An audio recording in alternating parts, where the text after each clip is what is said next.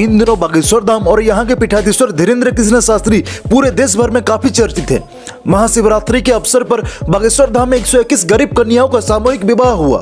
कन्या विवाह महामहोत्सव कार्यक्रम में सीएम शिवराज सिंह चौहान और भाजपा प्रदेश अध्यक्ष बीडी शर्मा भी सम्मिलित हुए थे। उन्होंने नवविवाहित जोड़ों को आशीर्वाद दिया। सामूहिक विवाह सम्मेलन के मंच पर एक्टर गोविंद नामदेव और सुमन के साथ ही साधु संतों ने भी शिरकत की। सीएम ने कहा कि मध्य प्रदेश का मुख्यमंत्री बनने पर सबसे पहले मैंने मुख्यमंत्री कन्या विवाह योजना बनाई। बागेश्वर धाम ज्ञान कर्म और भक्ति का त्रिवेणी संगम दिखाई दे रहा है। आपने जितने भी सेवा के कामों में संकल्प लिया है उसके लिए मैं आपका अभिनंदन करता हूँ।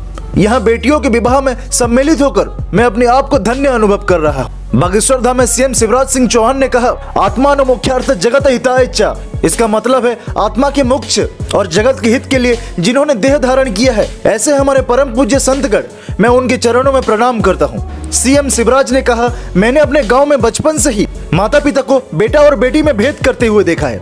यह देखकर मुझे तकलीफ होती थी और मैं लगातार ये सोचता था कि हे भगवान, वो दिन कब आएगा जब बेटा और बेटी बराबर माने जाएंगे। मध्य प्रदेश का मुख्यमंत्री बनने पर सबसे पहले मैंने मुख्यमंत्री कन्या विवाह योजना बनाई। जो माता पिता अपनी बेटियों की शादी ठीक से कराने में सक्षम नहीं है, उन बेटियों की शादी प्रदेश सरकार और इस योजना के अंतर्गत करवा रही है। उल्लेखनीय है कि इन दिनों बागेश्वर धाम और यहाँ के पीठाधीश्वर धीरेन्द्र कृष्ण शास्त्री देश भर में काफी चर्चित है। महाशिवरात्रि के मौके पर बागेश्वर धाम में 121 कन्या का विवाह हुआ।